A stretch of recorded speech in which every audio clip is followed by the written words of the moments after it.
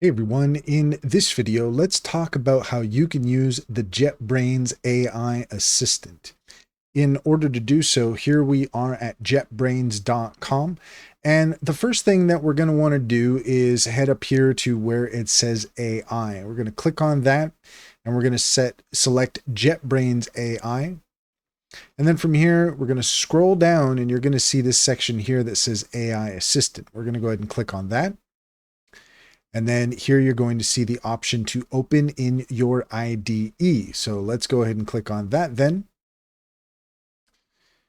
And then in order to get the JetBrains AI Assistant, you could just click here on the blue button and you can download that in order to use that in your IDE. And that's all there is to it. If you found this video helpful, please leave a comment and like and subscribe. And don't forget to set your notifications for more helpful tips. Also, if you take a look in the description, you will find a link to our link tree. There you will find our socials and top AI recommendations.